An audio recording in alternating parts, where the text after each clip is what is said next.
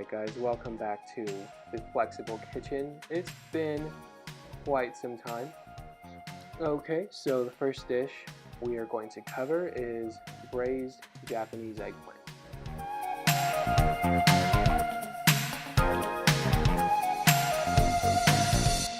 Okay, so I've got about 250 grams of Japanese eggplant, and of course after washing them and drying them, what you want to do is cut off the stem, which you guys already saw.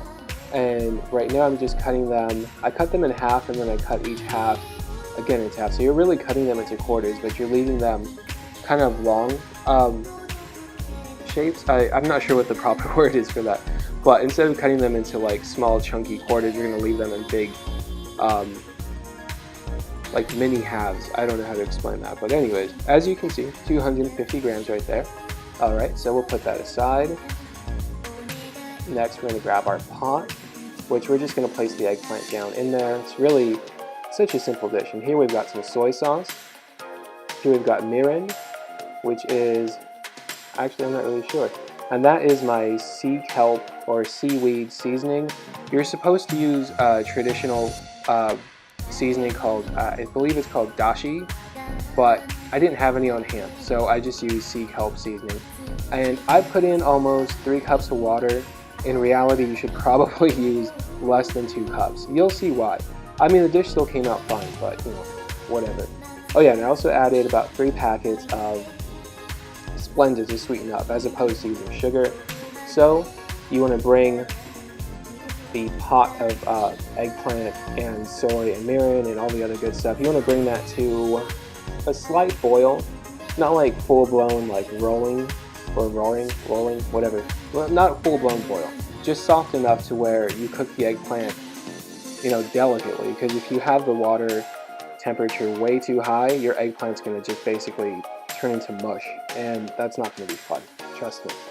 So once you bring it up to a soft boil, you go ahead and cover it. Set the timer for 15 minutes. But because these are baby eggplant, you could probably get away with maybe 10 minutes or maybe even 8 minutes, depending on how you like them. So this is the complete dish. Well, not complete dish, but these are completely cooked. Again, if you had used a lot less water, the broth would have been a lot deeper and the flavor would have been much more intense.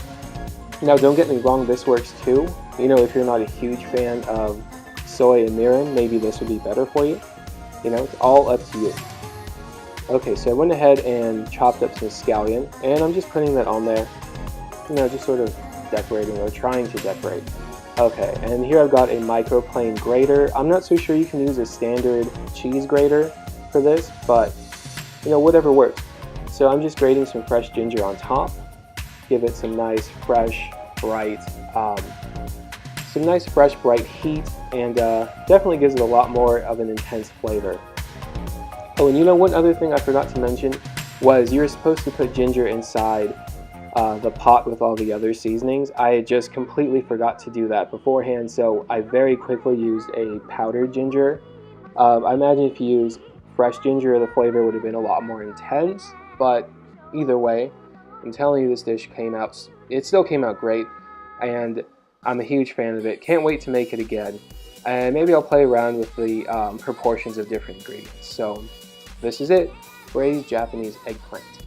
And it is delicious, or in Japanese, as they say, it is oishi wa. I'm sorry, oishi desu. Alright guys, thanks for watching.